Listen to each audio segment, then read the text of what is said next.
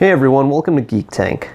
Just in case we forgot to mention it earlier in the video, there will be spoilers. We're talking about a movie that just came out recently, so go in with that mindset that if you haven't seen it, there may be spoilers ahead. Hello everyone and welcome to Geek Tank, where everything is a matter of geek. We're your hosts, I'm Zia. And I'm Kay. And today we're going to be talking about Sicario 2, which just came out this weekend actually. So Sicario franchise, Sicario 1, was directed by one of our favorite directors, I think, or at least one of my favorite all-time directors, Denis Villeneuve. I can never pronounce his last name. And you haven't seen Sicario 1, so what are your thoughts on Sicario 2? So I enjoyed it. I thought it was a decent movie. It's like a crime kind of espionage action mix. It was enjoyable. It wasn't particularly memorable, I don't think, but fun. I mean, compared to the first one, I think I enjoyed the first one better, and I was expecting this one to be, Benicio. I thought it was gonna be Benicio del Toro plays Time Crisis, where it's just going on every cartel member. So I expected more of that. More of just him being let loose on the cartel coming from the first one. So there actually didn't seem like there was a whole lot of battle with the cartels, so I'm guessing the first one was about that? First one wasn't exactly like that. I mean, like, first one was more, like, you could say like a political thriller, but like more cartel, about gang, like say Narcos, for example, the Netflix series Narcos. Kind of like that, but like you get like the view of law enforcement and what they got to deal with, and like the shady things that they might have to do, or that the government might have to do to get to apprehend these guys or to take them down. So the morally gray scenarios are kind of like a norm for the series, because that was present in this one too. Yeah, I mean, that was a thing. It was like, the way the first one ended. This one, I was expecting, when they were just like, okay, so spoilers, by the way, first off, if you haven't watched Sicario 1 or Sicario 2, or you might be going in spoilers, just so don't watch this video if you haven't watched those movies, but if you have, this is what we're discussing. First one, the character Benicio del Toro, Alejandro, he's set up as this mysterious guy. And like, you don't really know that much about him, but you know that he knows a shit ton about the cartel and about like the way it works in Mexico and the way it works, like, those gangs work. He knows his shit. And in the first one, Emily Blunt's character is just kind of like oblivious to this. And she's just thrust into the world with Josh Brolin's character. So she's with them. She works for the government. Yeah. They recruit her to, and it's just like this very cool story of like why she's part of that, which all culminates at the end. And Jeffrey Donovan's character is in there, of course, which I'll let you. Michael Weston, which is from Burn Notice. Which is another great show. It was a USA show. You should check it out sometime. You should check out I forgot his other show.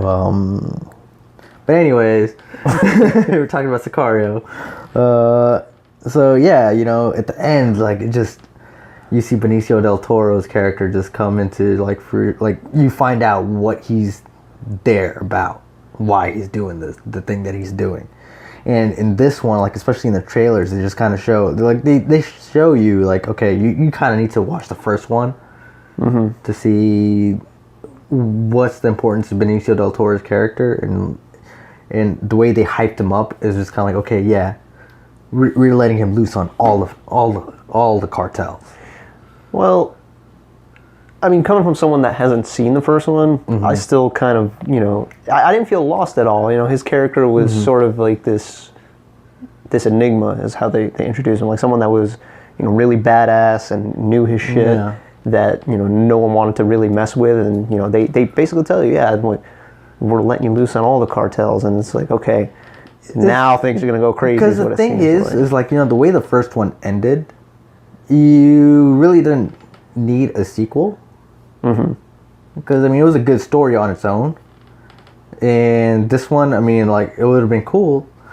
I just feel like it fell flat because it just, the way the second one even ended, it just kind of like, okay, yeah, man, Benicio del Toro is all-star Batman. Recruiting somebody into the war against cartel. Mexico's all-star Batman. Yeah. I mean, you also have to remember crazy way about doing it too, and it's just kind of like, okay. The thing that I liked what they did in Sicario too was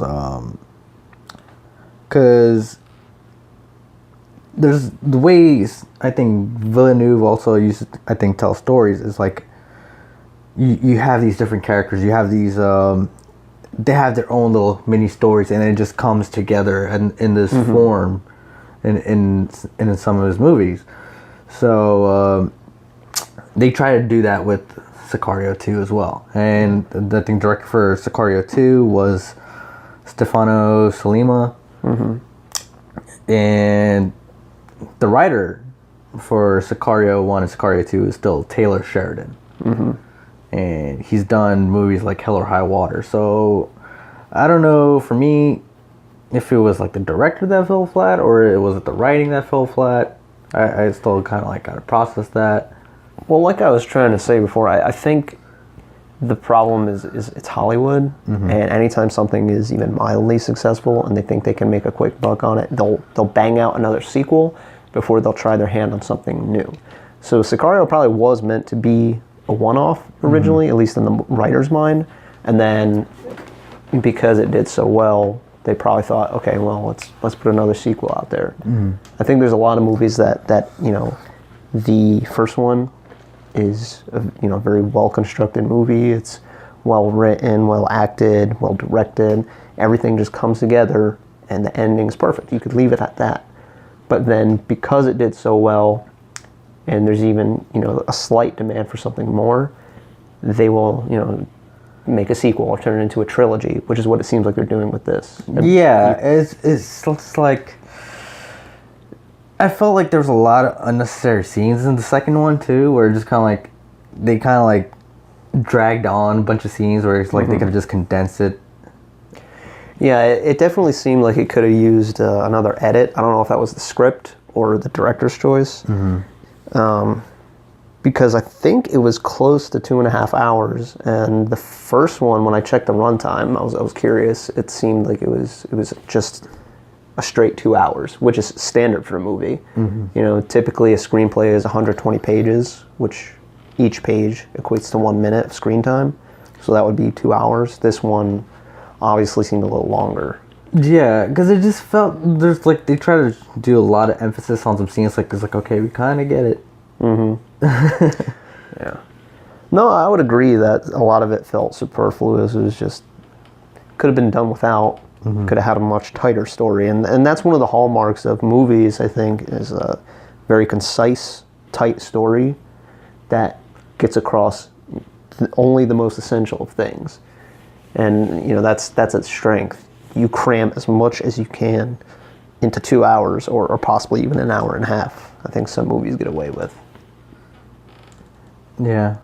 The way, I guess, their marketing team was good. Because they sold it as a movie where I was going to expect to see Benicio del Toro go John Wick on some cartel members. He went John Wick on one. Like, I expected to see more of him. But then again, it's like, the way they hyped this in the trailers and the marketing, it was just like, okay, yeah, you're loose. You're set loose on them, Benicio. You do what you want. And it's just kind of like, that didn't really happen. Do much. It was pretty like plotting. Yeah. So it's like I feel like they advertised a different movie than what we got.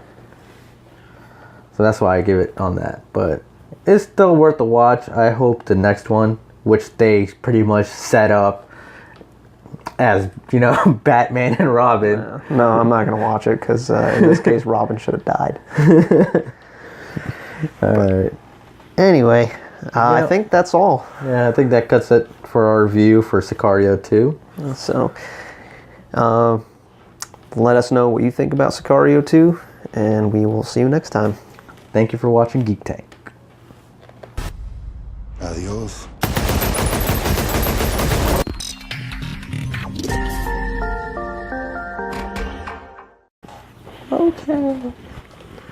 Okay. Man, do we really have to stretch after like? I do. I like to warm up. I and do. like That's do right, all man. this. Yo, what is it in Japan? Radio Thai show or something like that? They get up every morning and start doing stuff like this and get some ready and pumped for the day. We're doing that for the video. Every video, That's right. back to back, Yeah. jumping jacks.